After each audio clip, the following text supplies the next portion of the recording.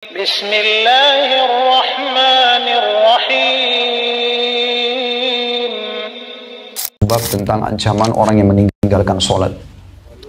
Kembali saya mengingatkan teman-teman sekalian, kalau sholat ini satu-satunya ibadah yang Allah Subhanahu wa Ta'ala memberikan perintahnya kepada utusannya Nabi yang mulia Nabi Muhammad sallallahu alaihi wasallam di langit, sementara ibadah-ibadah yang lain di muka bumi ini. Dan ini menandakan tentang kedudukan sholat itu sendiri. Bahkan Nabi sallallahu alaihi wasallam harus melakukan perjalanan khusus, terbang dengan burak yang Nabi sallallahu alaihi wasallam jelaskan, burak itu antara keledai dengan bagal. Bagal ini peranakan antara keledai sama kuda, memiliki sayap, dan dimanapun matanya memandangkan sebuah tempat, maka kakinya sudah memijak tempat tersebut, saking cepatnya. Lalu kemudian Nabi SAW tiba pada waktu sesaat saja di Baitul Maqdis, semoga Allah muliakan dan selesaikan urusannya dengan kaum Yahudi, sehingga kembali ke tangan muslimin.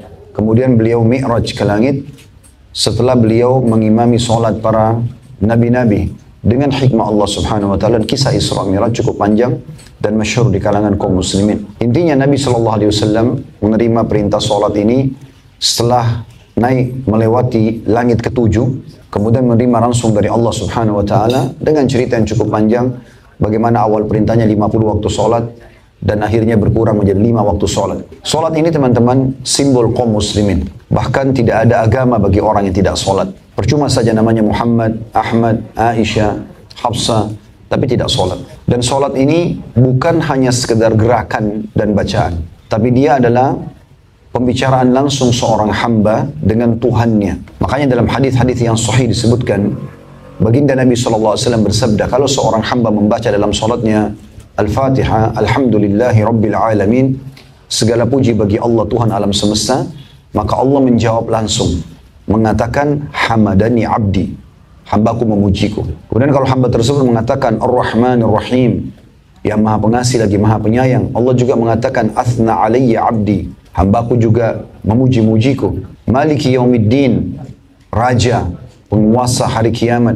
Maka kita pun pada saat membaca itu Allah menjawab majadani abdi, hambaku mengagungkan engkau. Kemudian iyyaka na'budu wa iyyaka nasta'in, hanya kepadamu kami menyembah, hanya kepadamu kami minta tolong.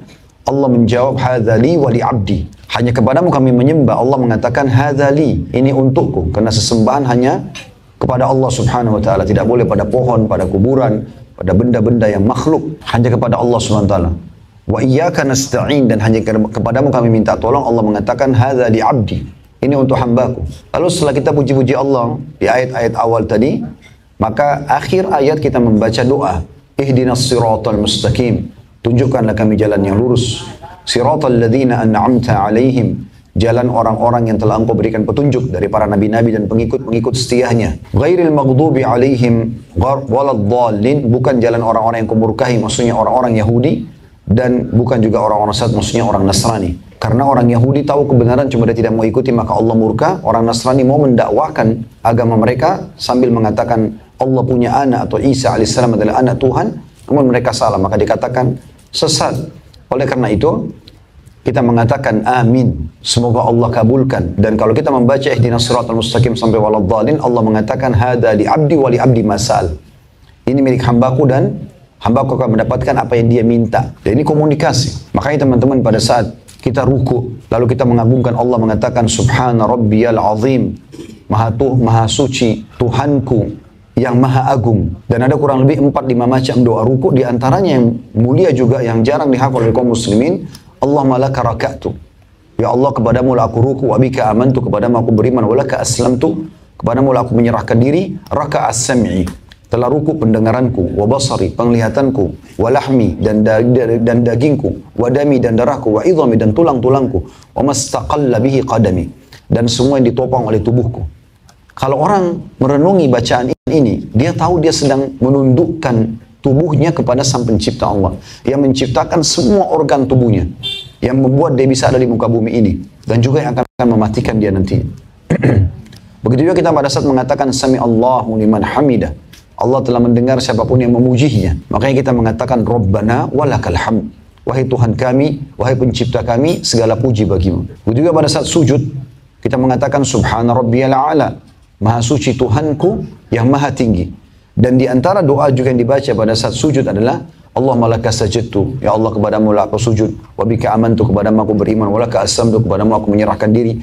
Sajada wajhi alladhi khalaqahu wa sawwara, telah sujud wajahku kepada yang menciptakannya dan membentuknya, yang meletakkan alis seperti ini, mata seperti ini, hidung seperti ini dengan fungsi-fungsinya semua, kedua belah bibir, lidah, gigi dan seterusnya. Fatabarakallahu ahsanul khaliqin, maha berkah Allah sebaik-baik pencipta. Juga kita dulu di antara dua sujud kita membaca memohon kepada Allah, Rabbi ghfirli warhamni wajburni, ya Allah maafkanlah aku, kasihanilah aku, penuhi aku kebutuhanku, sampai akhir doa. Juga pada saat mau salam, at-tahiyyatu lillah wassalawatu wattayyibat, semua puji-pujian yang terbaik, sanjungan yang terbaik kami haturkan kepada Allah, sampai terakhir kita salam. Teman-teman tahu para salafus salih, orang-orang sebelum kita, saking mereka fahamnya tentang kedudukan sholat ini, sampai-sampai kalau mereka mau sholat, itu luar biasa. Dinukil dalam sebuah riwayat yang sahih, bahwasanya Hasan bin Ali radhiyallahu anhu, cucu Nabi SAW, beliau kalau habis berwudu dan mau masuk ke masjid sholat, wajahnya memerah, seperti orang yang sangat takut. Ditanya oleh orang sekitarnya, ada apa wahai Hasan? Ada seseorang yang menakut-nakuti anda? Ada yang anda khawatirkan sehingga kami bisa membela anda? Kata Hasan, jawabannya luar biasa. Ini hanya dipahami bagi orang yang menggunakan keimanan dan hatinya. Dia mengatakan, apakah kalian tidak tahu saya akan masuk sebentar lagi ke rumah siapa? Maksudnya saya akan sholat, saya akan masuk ke masjid. Ini rumahnya sang raja yang sebenarnya, pencipta langit dan bumi. Banyak manusia takut pada manusia, dia lupa ada Tuhannya manusia tersebut. Banyak manusia yang kagum dengan lukisan manusia, tapi dia lupa ada ciptaan Allah depan matanya yang bukan lukisan, asli. Berapa banyak pelukis kagum dengan seorang pelukis yang dulu di pinggir lautan, kemudian dia melukis lautan, dia melukis langit, dia melukis pohon kelapa yang ada di pinggir laut tersebut, karena mirip dengan aslinya maka mereka kagum. Bahkan lukisan yang mirip dengan aslinya biasanya harganya mahal. Tapi dia lupa, subhanallah, bahwasanya pelukis hanya menciplak ciptaan sang pencipta Allah. Kita bisa rasakan sejuknya air lautan, teriknya matahari, manisnya air buah kelapa, dan seterusnya. Banyak manusia terlalaikan dengan masalah ini. Maka orang harus merenungi ini. Para salafus salih dari sahabat ridwanullah alaihim, dari para tabi'in, tabi'in, orang-orang salih sebelum kita, rahimahumullah semuanya para tabi'in, mereka itu kalau mau sholat, maka mereka melupakan semua kegiatan yang lain. Bahkan mereka dikatakan berdiri seperti kokohnya batang pohon kurma. Sampai seseorang di antara mereka kalau disengat dahinya oleh kumbang, berdarah, disengat oleh lebah, dia tidak berkeming sedikit pun. Ada seorang sahabat, dia lagi jaga malam pasukan perang bersama Nabi SAW, dan dia berjaga-jaga di antara semak belukar. Maka ada mata-mata musuh datang pada saat dia lagi sholat malam, kemudian ragu apakah itu manusia atau tidak. Lalu musuh melepaskan anak panah tepat di arah jantungnya, di sebelah kiri dada. Sahabat ini tidak berkeming sedikit pun, sampai si musuh ini heran. Dia mengatakan, apakah ini manusia atau bukan? Dia ragu, dia melepaskan anak panah yang sama, dan ini ahli pemanah. Kalau kita mungkin sekarang sniper, ahli tembak. Dia melemparkan anak panah tepat di sebelah anak panah yang kedua. Yang pertama tadi. Dan itu juga mengeluarkan darah. Tapi sahabatnya tidak berkeming. Terus saja musuh itu melepaskan sampai 5-6 anak panah. Sahabatnya tidak berkeming. Setelah itu, sahabat ini sedang merasa ada berat di dadanya karena 5 buah anak panah dan darah mengucur. Maka dia pun ruku. Waktu dia ruku, maka musuh tersebut melarikan diri karena sudah tahu kalau ini manusia. Tapi 5 anak panah. Bukankah kita saat sekarang teman-teman sekalian cuma digigit nyamuk saja sudah sulit untuk konsentrasi sholat? Karena kita belum memahami makna sholat itu. Kita sedang komunikasi dengan Tuhan kita Allah subhanahu wa ta'ala. Berikan makna sholat itu. Berikan haknya. Dia bukan cuma gerakan saja. Bukan cuma bacaan. Ada sesuatu di situ. Komunikasi kita dengan Allah subhanahu wa ta'ala. Absen kita kepada Tuhan kita Allah. Maka dijadikan antara sholat dengan sholat pembersihan dosa di antara keduanya. Karena memang kita melapor lagi kepada Allah. Dan selalu teman-teman sekalian usahakan pada saat dikumandangkan panggilan sholat, hayya ala sholat, hayya ala falah, kita selalu berada di paling depan. Supaya Allah SWT melihat kita memang berada yang paling pertama. Bukan selalu di belakang. Sampai kata Nabi SAW, Allah akan terus menerlambatkan rezeki, karunia kepada orang yang sengaja menerlambatkan softnya. Selalu malas, berada di belakang, tidak mau masuk ke dalam masjid. Padahal dipanggil oleh Allah SWT. Muadzin kan cuma perantara saja. Mereka cuma mengumandangkan hayya ala shalah, hayya al falah karena perintah syariat. Tapi yang panggil sebenarnya adalah Allah SWT. Karena orang Arab, orang hitam di Afrika, orang Melayu, orang Cina, Ya muslim, kalau adzan sama, hayya 'alas shalah, hayya 'alal falah. Ayo menuju mengerjakan salat, ayo menuju kepada kemenangan, gitu kan. Maka ini teman-teman sekalian, hal yang mesti difahami. Bagaimana salat harus punya makna. Sisi yang lain, jangan pernah berpikir saudaraku seiman, ibadah yang kita lakukan terutama salat itu dibutuhkan oleh Allah. Demi Allah, Allah nggak butuh dengan salat kita. Allah nggak butuh dengan sedekah kita dan zakat kita. Allah tidak butuh dengan zikir kita. Allah tidak butuh dengan baca Quran kita. Allah tidak butuh haji dan umrah kita. Allah tidak butuh dengan sembelihan kurban kita. Allah tidak butuh semuanya itu. Allah menjadikan syariat itu untuk kita. Dalam hadis Bukhari, hadis Qudsi, Nabi SAW bersabda, Allah berfirman, hai hamba-hambaku, sungguhnya apapun yang aku perintahkan kepada kalian adalah amal yang aku perintahkan kalian, dan aku akan kembalikan hasilnya pada kalian. Kenapa banyak orang sholat, teman-teman? Dia tidak renungi. Dia hanya sekedar gerakan. Yang penting sudah sholat. Sudah sholat, sudah. Dia tidak punya makna dalam sholatnya. Dia tidak tahu. Kenapa? Karena dia anggap Allah itu Tuhan butuh dengan sholatnya. Allah nggak butuh. Kita berumur 500 tahun dan kita sholat 500 tahun, Allah tidak butuh dengan sholat itu. Keliru kalau kita faham Allah itu butuh. Seakan-akan kita cuma store kewajiban. Yang butuh sholat itu adalah kita. Kalau kita fahami seperti ini, kita akan menjaga sholat. Karena setiap sholat itu akan kita lihat hasilnya pada hari kiamat. Kata Nabi SAW, nanti akan ada orang hari kiamat menerima setengah pahala sholatnya. Ada orang yang menerima sepertiganya, ada seperempatnya, ada sepersepuluhnya. Dan ada yang tidak menerima pahala sholatnya kecuali seperti, menerima sholatnya seperti baju yang diremukkan, lalu dilemparkan ke wajahnya. Karena tidak ada khusyuk. Dari Allahu Akbar sampai salam, semuanya cuma menghayal. Semuanya tidak ada maknanya. Kalau Anda menghadap kepada seseorang yang Anda segani, dari pemimpin negara misalnya, bagaimana Anda akan menjaga sikap, bahasa, penampilan? Maka itu dengan manusia, bagaimana dengan Sang Pencipta Allah Subhanahu wa Ta'ala?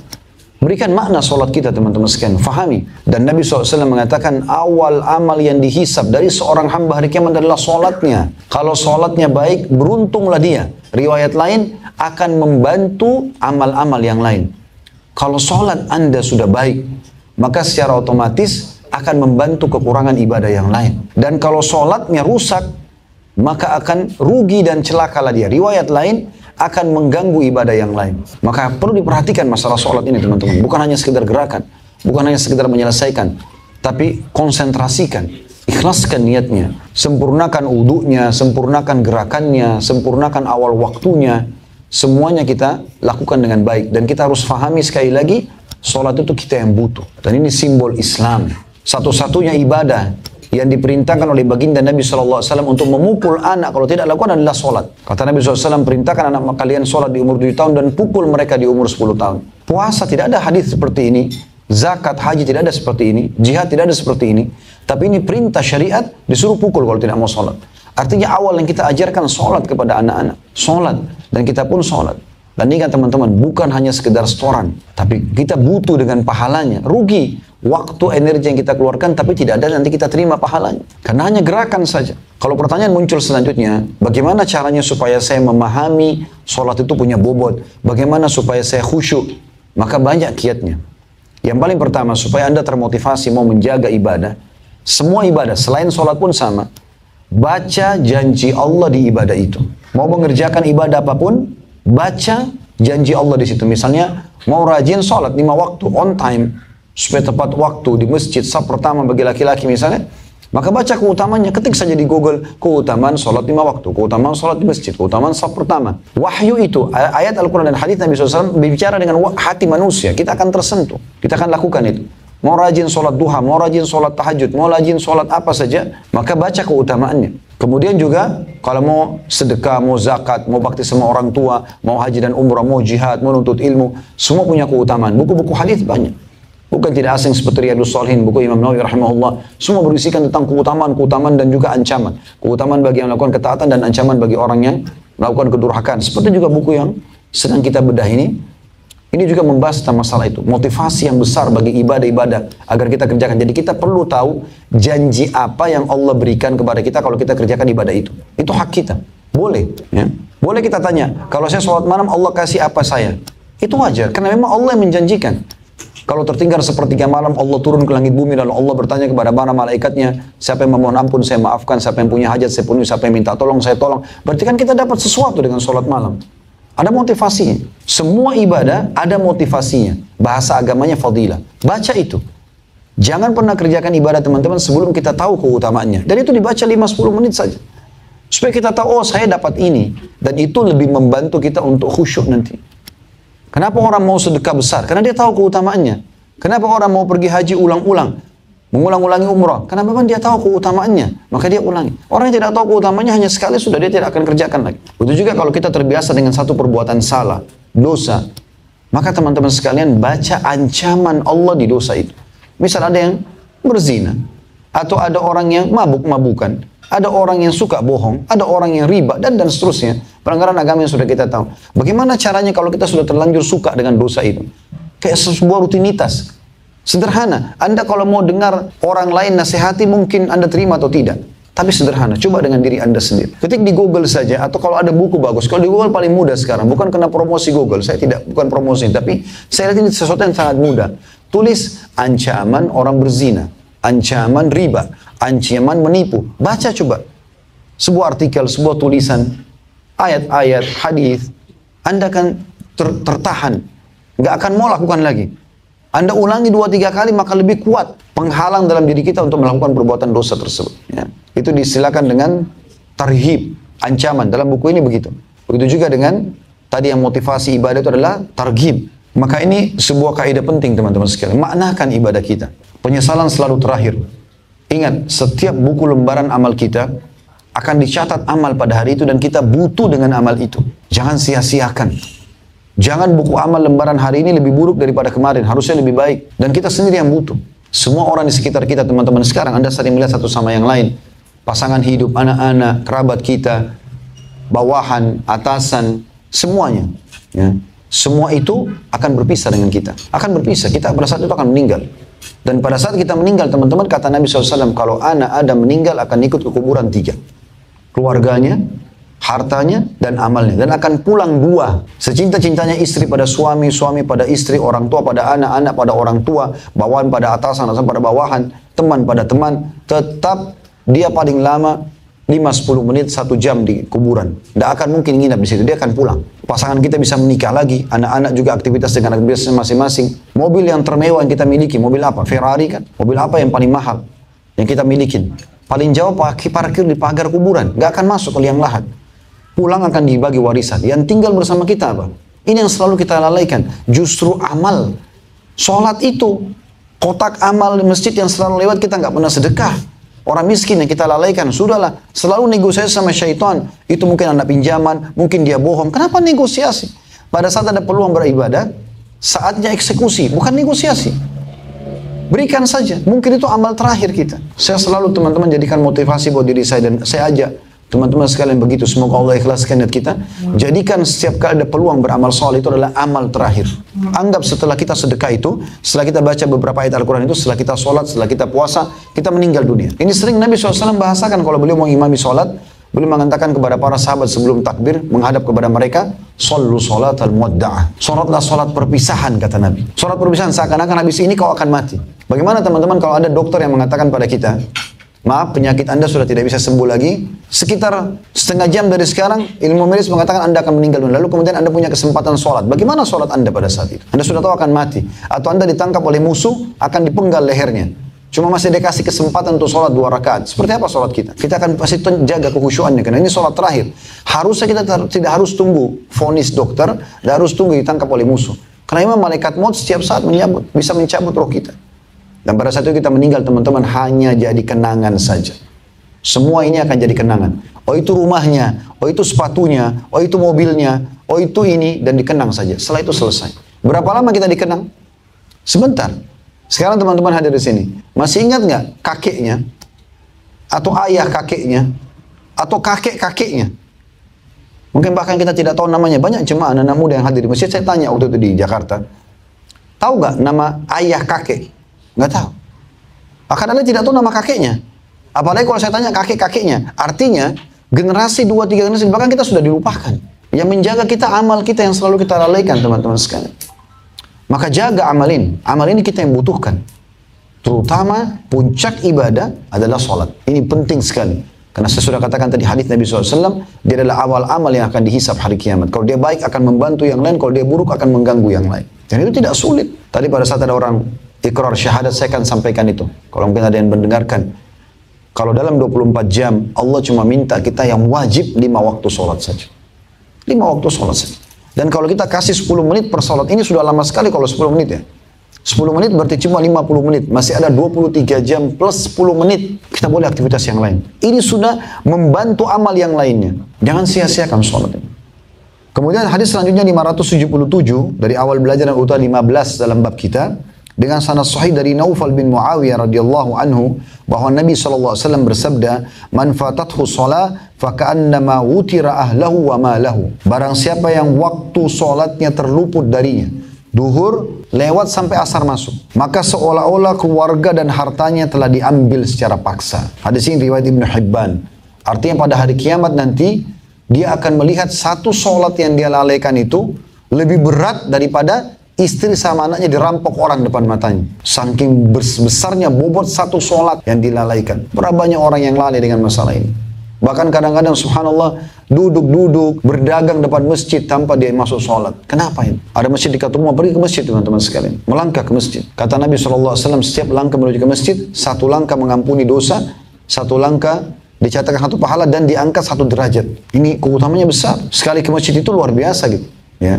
Luar biasa keutamanya. Ada doa keluar rumah, ada doa menuju ke masjid, ada langkah-langkah menuju ke masjid, ada kaki kanan masuk masjid dengan doanya, ada kaki kiri keluar dengan doanya, ada sholat qobliyah, ada doa di antara azan dan iqamah, ada keutamaan takbiratul ihram pertama imam, ada zikir habis sholat, banyak keutamaan. Ada doa mustajab antara azan dan iqamah. Banyak sekali keutamaan dalam satu sholat saja. Kenapa disia-siakan ini? Kenapa harus di rumah sementara ada masjid, ada rumah Allah? Datang ke rumah Allah. Penuhi rumah-rumah itu. Itu akan menjadi saksi semua pada hari kiamat. Nabi SAW menyampaikan siapapun yang sholat di sebuah tempat akan menjadi saksi untuknya hari kiamat. Makanya kalau teman-teman lagi sholat di masjid, lihat ada orang habis sholat wajib, dia kadang-kadang sholat sunnah pindah tempat, itu biasa kena fahami sunnah itu. Karena dia tahu tempat itu akan jadi saksi hari kiamat. Makanya dia bergeser, pindah tempat untuk mencari. Bukan pada saat zikir ya, pada saat mau sholat. Kalau zikir dianjurkan tidak pindah dari tempat itu. Karena kata Nabi SAW, siapa yang selepas sholat lalu dia tidak berbicara dengan orang di sebelahnya, tidak membatalkan wudunya dan tidak pindah dari tempatnya, sambil berzikir, maka malaikat akan mendoakan Allahumma gfirhu, Allahumma arhamhu. Ya Allah ampuni dia, ya Allah rahmati dia. Itu kalau zikir. Tapi kalau sholat dianjurkan berpindah tempat. Hadis selanjutnya 578 dan ini urutan 16 dalam bab kita. Setahu saya ini adalah hadis yang terakhir dalam bab kita. Dan ini hadis yang cukup panjang. Ini hadis memang cukup panjang. Tapi karena kita membedah buku maka saya bacakan semuanya. Kita akan dengarkan terjemahannya. Penutupan bab tentang ancaman sholat. Orang meninggalkan sholat. Kata Nabi SAW di antara, atau para sahabat ini ya, di antara yang sering Rasulullah SAW katakan kepada para sahabatnya adalah, apakah salah seorang dari kalian ada yang bermimpi semalam? Lalu beberapa orang menceritakan mimpinya kepada beliau. Suatu hari beliau berkisah kepada kami. Jadi salah satu tradisi Nabi SAW, beliau kalau habis sholat subuh tanya, ada mimpi nggak? Nah kalau ada mimpi lalu beliau takwilkan mimpinya. Dan takwil mimpi tidak boleh sembarangan orang ya, harus ahlinya. Dan Nabi SAW kena utusan Allah maka beliau mentakwilkan mimpi tersebut. Nah satu hari habis sholat subuh beliau menceritakan mimpinya. Beliau mengatakan, tadi malam aku didatangi oleh dua orang malaikat. Keduanya mengajakku pergi. Lalu keduanya berkata kepadaku, bangkitlah, maksudnya bangunlah. Aku pergi mengikuti mereka berdua, kata Nabi SAW. Kami mendatangi seorang laki-laki yang berbaring. Sementara di atasnya berdiri seseorang lagi dengan batu besar di tangannya. Tiba-tiba dia menghantamkan batu itu kepada kepala orang yang berbaring sampai kepalanya hancur. Lalu batu itu menggelinding. Dia mengambilnya lagi. Tidaklah dia kembali kepadanya, melainkan kepala itu telah kembali seperti sedia kala. Kemudian setelah itu dia melakukan kepadanya seperti yang dilakukan pada kali pertama. Maka Nabi SAW bersabda, aku berkata, Maha Suci Allah, siapa kedua orang ini? Kemudian kedua malaikat itu mengatakan, jalanlah dulu, pergilah dulu. Jadi kejadian pertama adalah ada orang tidur, kepalanya menghadap, di bagian kepalanya pada saat dia tidur itu ada orang berdiri pegang batu besar. Yang pegang batu besar ini menghantam kepala orang yang sedang tidur tersebut lalu hancur. Batunya menggelinding. Lalu orang yang menghantam itu mengambil batu tersebut. Pada saat dia ambil batu, kepala orang itu utuh lagi tadi yang hancur. Dia kembali lagi dihantam lagi. Begitu terus. Maka Nabi SAW heran, siapa orang ini? Siapa kedua orang ini? Kenapa ada orang yang disiksa begitu? Kepalanya utuh dihancurkan lagi begitu terus. Tapi malaikat bilang, pergilah dulu. Masih ada yang mau dilihatkan yang lain. Lalu kami pun mendatangi seorang laki-laki. Ini siksaan yang lain. Yang berbaring terlentang meletakkan punggungnya. Sementara orang lagi berdiri di atas dengan memegang atau membawa pengait dari besi. Dia mengarahkan pengait itu ke salah satu sisi wajahnya. Lalu memotong rahang bawahnya sampai tengkuknya. Jadi ada orang duduk, kemudian ada orang di belakang pegang besi, lalu ditarik bagian rahangnya sampai ke kupingnya, dirobek mulutnya orang ini. Kemudian juga hingga hidungnya, dari hidungnya hingga tengkuknya, dan matanya hingga tengkuknya. Jadi ditarik dari mulut, dirobek ke telinganya, dari hidungnya ditarik ke telinganya, dari matanya ditarik ke telinganya. Jadi tiga-tiga sobek gitu. Kemudian perawi hadis berkata, mungkin Abu Raja mengatakan lalu membelah wajah orang itu. Sambung beliau, lalu dia pindah ke sisi lain. Jadi sisi kiri, kanan sudah disobek tiga-tiga, dari mulut ke tengkuk, ya, dari hidung, dari mata. Kemudian orang itu pindah ke sebelah kiri lagi, dirobek lagi dengan tiga sisi sama. Lalu dia berkata, tidaklah dia menyelesaikan sisi yang sebelah kiri, yang sisi satu, kecuali sisi yang satu tadi sudah utuh kembali. Kemudian dia kembali lagi untuk melakukan seperti sedia kala. Kembali lagi sobek kanan, kembali lagi sobek sebelah kiri. Begitu terus, begitu ke sebelah kiri kanannya utuh, dirobek lagi. Begitu terus orang ini merasakan siksaan demikian. Kemudian dia kembali kepadanya dan melakukan seperti itu, seperti dilakukan di pertama kali. Lalu aku pun bersabda, aku pun berkata, kata Nabi SAW, Maha suci Allah, siapa orang atau kedua orang ini? Kedua malaikat itu berkata kepadaku, jalanlah dulu, jalanlah dulu. Jadi ini kasus yang kedua. Ini kasus yang kedua. Kasus yang pertama tadi orang tidur dihantam kepalanya sampai hancur. Kasus yang kedua disobek di tiga sisi, mulut, hidung dan matanya ke tengkuknya, kanan dan kiri. Kemudian kami berangkat, kami mendatangi sebuah tungku api yang besar. Ternyata terdengar dalamnya teriakan dan suara-suara histeri. Lalu Nabi SAW bersabda, kami menengok ke dalamnya, ke dalam tungku yang besar itu, tempat pembakaran. Ternyata isinya adalah kaum laki-laki dan wanita yang telanjang. Tiba-tiba kobaran api datang kepada mereka dari bawah mereka. Jika kobaran api datang kepada mereka, mereka berteriak histeri ketakutan. Beliau bersabda kepada para malaikat, siapa mereka ini? Lalu kedua malaikat mengatakan, pergilah, pergilah. Ini golongan yang ketiga yang disiksa.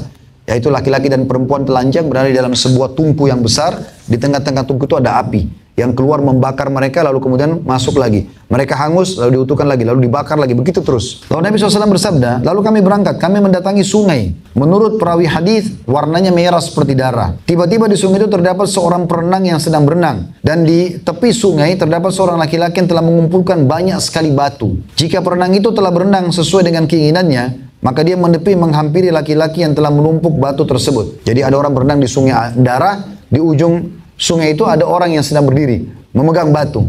Orang yang sedang berenang pasti ke sana. Dia mau tidak mau, harus ke sana. Lalu dia datangi orang yang telah mengumpulkan batu yang banyak tadi. Lalu dia pun membuka mulutnya, lalu dia menjajali dengan batu tersebut. Lalu dia pergi berenang, kembali seperti semula. Setiap kali dia menghampirinya, dia membuka mulutnya, lalu dijali dengan batu.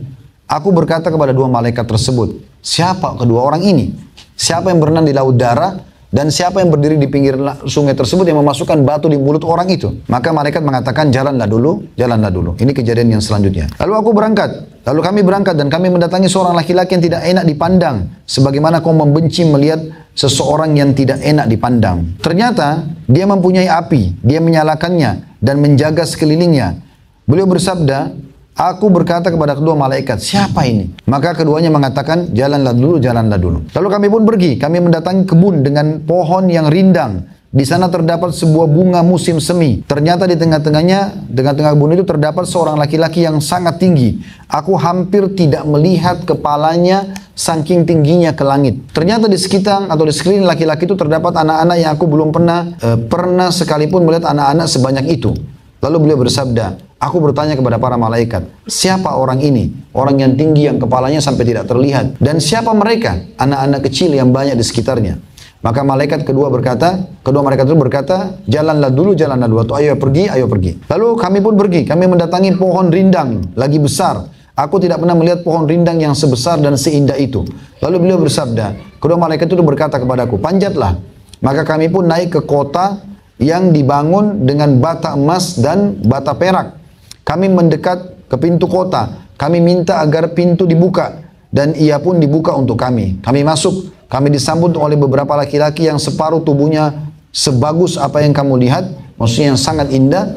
Dan separuh lagi seburuk yang kamu biasa lihat. Lalu beliau bersabda, kedua malaikat yang bersamaku kemudian berkata kepada mereka, pergilah dan masuklah ke dalam surga. Masuklah ke dalam sungai itu. Ternyata di sana ada sungai yang membentang, yang mengalir, seakan-akan airnya putih total. Mereka pergi ke sungai itu dan masuk ke dalamnya. Kemudian kembali kepada kami, sementara keburukan mereka telah lenyap. Sehingga mereka sekarang berada dalam bentuk yang paling bagus. Jadi tadi Begitu maksud di dalam kota ini ada orang yang buruk dan ada orang yang tampan. Nah yang buruk ini tiba-tiba setelah mereka pergi ke sungai itu jadi bersih dan tampan, ikut dengan yang lainnya gitu. Maka Nabi SAW bersabda, kemudian keduanya berkata kepadaku, ini adalah surga Aden. Salah satu bentuk nama surga adalah Aden. Ya. Dan ini adalah istanamu. Maka aku pun berkata, pandanganku bergerak naik. Tiba-tiba aku melihat istana seperti awan putih. Lalu keduanya berkata kepadaku, para malaikat, ini adalah istanamu. Lalu beliau bersabda, aku berkata kepada mereka berdua, para malaikat, semoga Allah memberkahi kalian berdua. Izinkan aku masuk ke istanaku. Maka kedua malaikat itu mengatakan, kalau sekarang belum boleh, namun kau pasti akan memasukinya kelak. Lalu beliau pun bersabda, aku berkata kepada keduanya, sesungguhnya aku benar-benar telah melihat kejadian sejak yang sangat aneh pada malam ini. Apa yang aku lihat ini? Tolong jelaskan. Maka keduanya pun mengatakan, kami akan memberitahukan kepadamu. Nah sekarang ini penutupan hadits adalah menjelaskan tentang jenis-jenis siksaan tadi. Maka malaikat ini keduanya berkata, adapun laki-laki pertama yang kamu datangi yang dihantam kepalanya dengan batu, dia tidur lalu ada orang di atas kepala dia menghantam dengan batu, sesungguhnya dia adalah laki-laki yang menghafal Al-Quran atau beberapa ayat Al-Quran, lalu menolak ajarannya, dan dia tidur lalai dari sholat fardu. Ini saya saksi bahasan kita. Jadi orang yang tadi tidur, kemudian dihantam dengan batu besar kepalanya, sampai hancur, batunya gelinding, lalu diambil batu itu lagi oleh orang yang menghantamnya, kepalanya sudah utuh, dihantam begitu terus. Ini adalah orang yang melalaikan sholat 5 waktu. Adapun laki-laki yang kamu datangi, sementara rahang bawahnya dipotong, ketengkuk, hidungnya ketengkuk, matanya ketengkuk, maka dia adalah seorang laki-laki yang berangkat dari rumahnya, lalu dia berdusta dengan dusta yang memenuhi cakrawala. Sekarang orang suka begitu, berita hoax, ya, mengacaukan masyarakat, mengacaukan negara, mengacaukan dirinya sendiri, menyebar isu-isu yang tidak benar. Ini bahaya, bohong. Di zaman sekarang ini lebih berat ya. Zaman dulu itu orang kalau mau gosip, mau bohong, dia cuma bisa orang-orang sekitarnya. Lama baru tersebar ke satu kotanya. Kalau sekarang satu dunia bisa dalam hitungan menit. Maka harus hati-hati. Ya, ini bahaya sekali hukumannya. Ini dirobek mulutnya, matanya dan hidungnya nanti disiksa gitu kan. Adapun laki-laki dan perempuan yang telanjang yang berada di dalam bangunan seperti tungku yang dikejar oleh api adalah kaum laki-laki dan perempuan yang pezina. Ini dibakar mereka. Adapun laki-laki yang kamu datangi sementara dia berenang dan disuapi dengan batu mulutnya adalah pemakan riba. Adapun laki-laki yang tidak enak dipandang yang ada di samping api, di mana dia menyalakannya dan menjaga sekelilingnya, dia adalah malaikat Malik, penjaga neraka jahanam. Ya, jadi kalau Jibril, kepala para malaikat, ya, kemudian kalau penjaga neraka Malik, dan ada malaikat yang lain Zabaniya, para penjaga penjaga neraka itu. Adapun laki-laki yang berbadan tinggi di kebun, yang tidak nampak kepalanya karena tingginya ke langit, itu adalah Nabi Ibrahim. Dan anak-anak yang ada sekelilingnya, mereka adalah semua bayi yang mati di atas fitrah. Maksudnya meninggal dalam keadaan orang tuanya Islam, ya, belum balik. Perawi berkata, lalu sebagian kaum muslimin bertanya, ya Rasulullah, bagaimana dengan anak-anak orang musyrik yang meninggal sebelum balik? Maka Rasulullah SAW mengatakan, dan anak-anak orang musyrik. Nah kan mereka belum ada beban hukum. Mereka ikut bersama kelompok anak-anak yang meninggal sebelum balik tersebut. Adapun kaum laki-laki yang setengahnya bagus dan setengahnya buruk, maka mereka adalah kaum yang mencampur adukan antara amal baik dan amal buruk. Lalu Allah memaafkan mereka dengan cara dimasukkan ke dalam sungai. Saksi bahasan kita dari hadis yang panjang ini teman-teman sekalian adalah golongan pertama yang Allah Subhanahu wa taala hancurkan kepala mereka karena mereka melalaikan salat fardu. Salat fardu.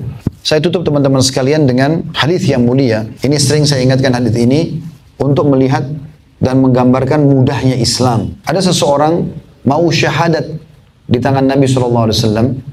Dia datang ke masjid Nabi waktu itu lagi muttaki. Muttaki itu lagi sandar dengan sikunya dan kaki beliau melonjor. Lagi duduk santai dengan para sahabat. Orang ini datang lalu mengatakan, siapa Muhammad di antara kalian? Maka kata Nabi SAW, saya. Maka orang ini langsung mengatakan, ini sebelum dia syahadatin. Dia mengatakan, saya ingin tanya, wahai Muhammad, apakah Allah yang memerintahkan kepadamu untuk mengajarkan kepada kami 2 kalimat syahadat? Maaf, dia bilang begini dulu. Siapakah yang meninggikan langit? Kata Nabi SAW, Allah. Siapa yang menghamparkan bumi? Kata Nabi SAW, Allah. Siapa yang menurunkan hujan? Kata Nabi SAW, Allah. Kata orang itu, saya menanyakan kepadamu atas nama Allah yang meninggikan langit, menghamparkan bumi, ya, bukan menurunkan hujan, ya, menancapkan gunung-gunung. Apakah Allah memerintahkan kau untuk menyampaikan kepada kami agama ini? Syahadat? Kata Nabi SAW, iya. Lalu orang itu bilang, saya menanyakan lagi kepadamu, hai Muhammad, atas nama Allah meninggikan langit, menghamparkan bumi, menancapkan gunung-gunung. Apakah Allah memerintahkan kau untuk memerintahkan kami mengerjakan sholat 5 waktu? Kata Nabi SAW, iya. Orang itu ulangi lagi.